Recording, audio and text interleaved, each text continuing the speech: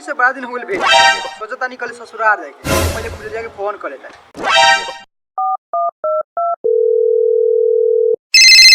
ई केकर फोन बा? हेलो हेलो हेलो हेलो कौन बारे दोगला के बच्चा? ओखनी से हेलो हेलो कैले बानी। हाय हम बोल रहे तोरा भतार देख लेनी पुत्रा, हमर भतार बने के कोशिश ना कर, और पहले से 7 गो यार बा। क्या भते तोरा असली भतार बोलता नहीं? जा जा, ई त हमर असली भतार बा, गलती हो गई। अच्छा कोनो बात नहीं। बाबू के कच्चे तोरा के भान तू भतार बदल ले लू। ओहो रउआ बोलता नहीं? कुछ नहीं 6 महीना से नहीं रहा यार फसावता रे। ए हम तो मजाक न करत रहनी हां, राउर आवाज त हम शुरू में पहचान गई। ओ तू मजाक करत रहलू, हम तो दिले के धड़कन बढ़ गेल लग। अच्छा वो सब छोड़ी, बताई रउआ काहे ला फोन? कहे रहला कि हमार दुलरी साली से बात करा दे। साली से काहे बात करा? दाना तारी साली के ले लेता नहीं का ले लेता नहीं? समाचार हम तो कुछ और ही समझ। का समझ लू? अच्छा वो सब छोड़ी, ली साली से बात कर ली। गे बहिन का बा दीदिया? दीदियो ना बड़ो परेशान कर। का बा दीदिया? फोन वाले बात कर ले। केकर फोन बा? तोहार जीजा जी के। जीजा जी के? तनी धीरे बोल ना, तू बड़ा कस के बोल। ठीक बा, ने फोन दे। हेलो जीजा जी, का हाल? ठीक बा तो अपन बतावा। ठीक है बा, राउर दोस्त के का हाल? हमर दोस्त के हालचाल काहे पूछे तारू? सब फंसा ले लेवा का? ना दोस्त सब के हालचाल पूछनी। ठीक बा सबके कहानी एगो चुमा दो ना। का जीजा जी खाली छिनरपन वाला बात बोलेले, कुछ निमन बोली ना। अच्छा एक बार देबू। बड़ा दोगला बनी रवा। ले दीदी, जीजा जी बड़ा छिनार बा। ठीक बा रखा तानी, कल ससुराल दे में वो का सरप्राइज बा? सरप्राइज बा। ठीक बा रखा तानी, एगो काम बा। ठीक बा। का सरप्राइज होई? अच्छा काले तो बताइए दिहन। जा तानी, हमरा तो बहुते काम बा। पापा का भेले ने मारत जो? कहानी है कि हमके ससुराल जाके बा। हम का करी रे सरवा? हमारा एको पाई नहीं। हम पाई ना मंगनी हां बेटा। जा जा पापा काले सवेरे हमके उठा दिया, काले में ससुराल जाके बा। ठीक बा, जो उठाई दे हम। ठीक बा जाता नहीं।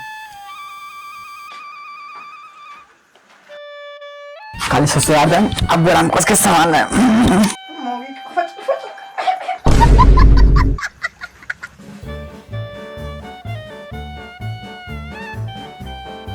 इतना टाइम हो गया सरवा अभी उठल नहीं थे। कल साजे के सुतल बस सरवा के जाके उठा बतानी।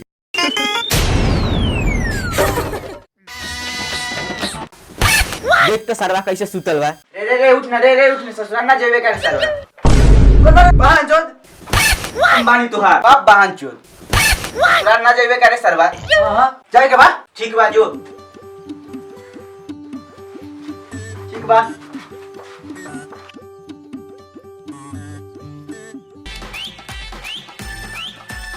अरे सर काले लगे नहीं करे, ससुराल में जरूर लगा दी तो।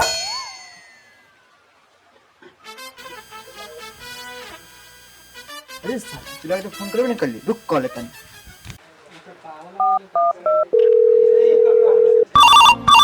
उठाइए ना। हेलो, अरे चला कहाँ थे? आप कौन? कहाँ लगे आप कौन? आपका क्या नाम है? हमसे क्या काम है? आपके पास नंबर है कैसे? अरे सलाम तोर गुरु बोला तानी। ओहो गुरुजी रहुआ बोला था जी। ठीक बा बोली। अरे सर जल्दी अपन गाड़ी लेके पहुंच, हमके ससुराल जाके बा। ठीक बा गुरुजी, 2 मिनट रुकिए, आधा घंटा में आवत नहीं। ठीक बा जल्दी आओ।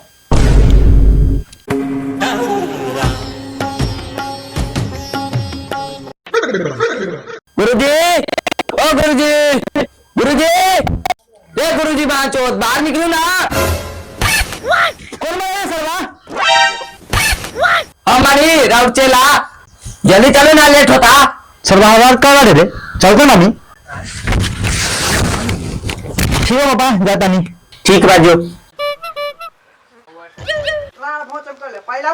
ये पैसा तेल भरवा लिए लेके चल लाई।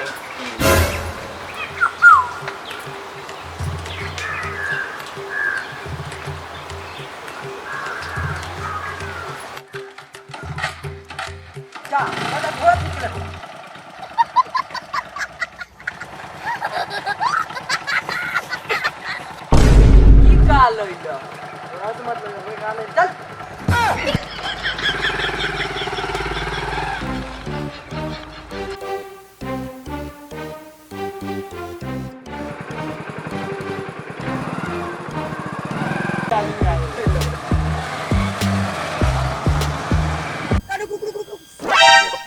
का बोले सर बा सर दुकान चॉकलेट ले ले ओ दुकान वाला वहाँ ससुराल जाके बाद चॉकलेट लाओ कहीं जाएगा कौन चॉकलेट लेगा तू नाम बतावा चूसे वाला लाओ चूसे वाला क्या बोलेवा लाओ ना 5 रुपए ला चॉकलेट लो पैसा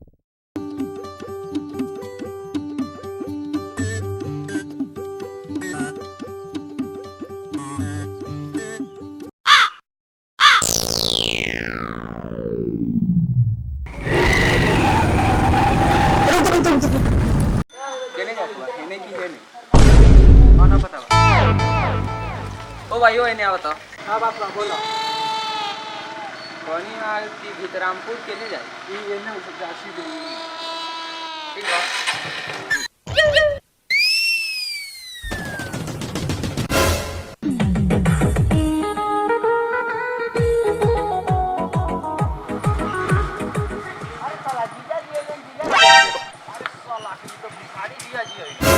मारा मैसा ना से चलो बिहार से मेहमान के काहे तंग कर तू लोग जो चली मेहमान चली जाता नहीं पापा के बताए पापा मेहमान जी आई जान मेहमान जी आइला ये मेहमान ही बोरा में काल नहीं हां जी आई काल नहीं बोरा में देख लीजिए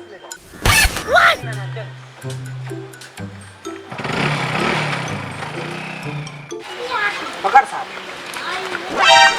प्रणाम ससुर जी जा प्रणाम ससुर जी प्रणाम इस बात कैसा लड़का बा रे हमें तो सर इधर में ससुराल में बुला के मार की बाबा ये सर बात तोरा गलती ले बात पकड़ा के ले सॉरी ससुर पापा हो पापा चलो ना बड़का बाबूजी के दामाद आइलन हम मिठाई लाए हुए हम चल बाबू चल तैका हमहू देखू हां बैठे जाओ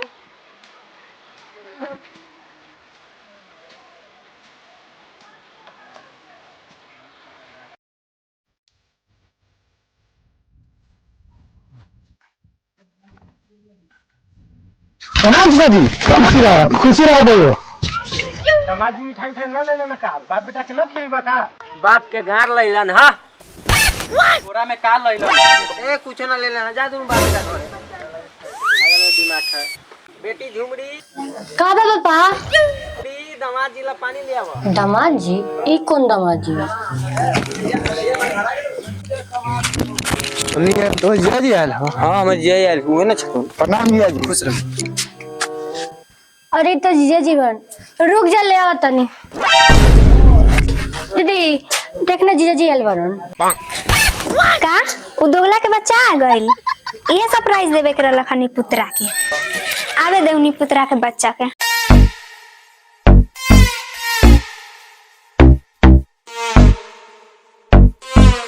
लीजिए जी पानी लाइना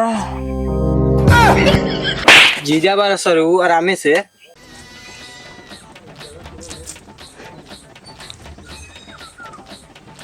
चलिए जीजा जी घर में दीदिया बुलावत है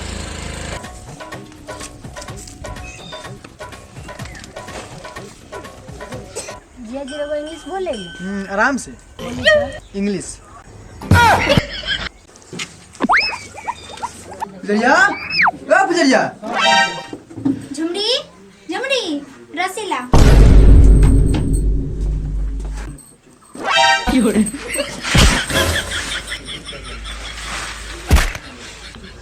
बाबूजी के बच्चे से रख लेंगे मैंने एक बार बच्चे रख लेंगे अपनी कुछ उतार लगे तो से फेंक देनी है जाए दीदी यार दोगला निकलिए दिल बड़न जीजा जी तो का कर उठिए जी चलिए ना बैठ हां बैठे आनी दीदी से मार के आगे बैठा हो इधर अच्छा बैठी खाना नहीं खे रात के बनी तक हां बता के थोड़ी है नहीं है चुपचाप बैठी रात के बनी तक खाए काजल कहला लगेले बन नजर लाए तो चुपचाप जाके मिटाई न तो अभी दीदी मर ले अभी हमू मरो ठीक बा जाके बेटा लेता है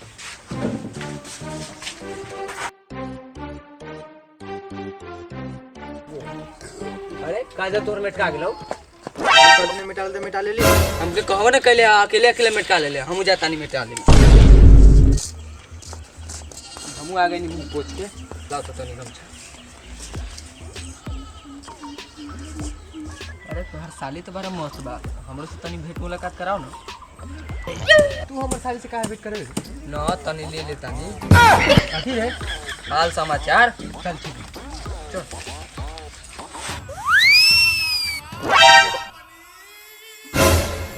साली जी केने बारू का बात बा? तने हमर दोस्त से भेंट मुलाकात कला। वे तो हम चाहत रहनी हां। का ना ना बुलाई अपन दोस्त के।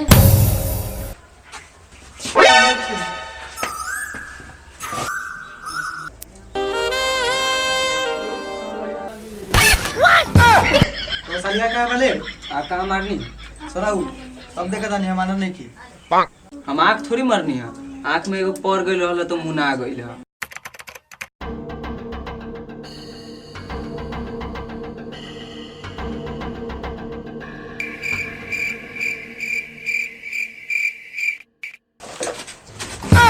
हई देखा सरवा के टांग पे सुतल बा। रे सला रुक ना रे। कौन मारे सरवा तू बारे चल चल आगे चुरा ले। पिछले बार आए तो ससुर के कथिया चोरा के भागले अब फिर आलू चोरावे लिया तोर चाल नहीं है छूटल चल।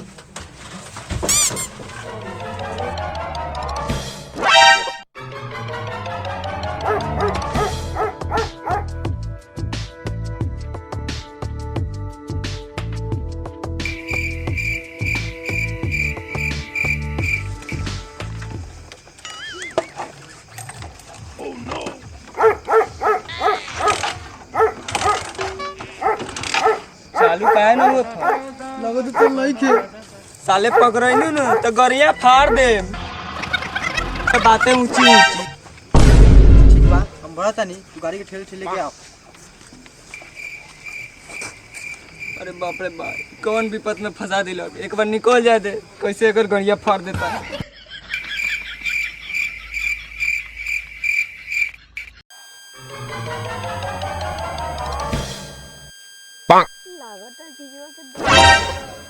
हे सुनी तो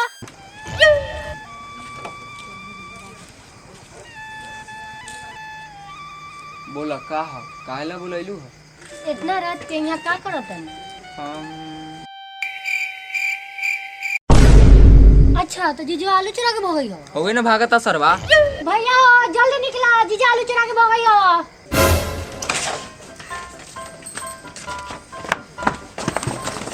केने बा सरवा होवे ना जाता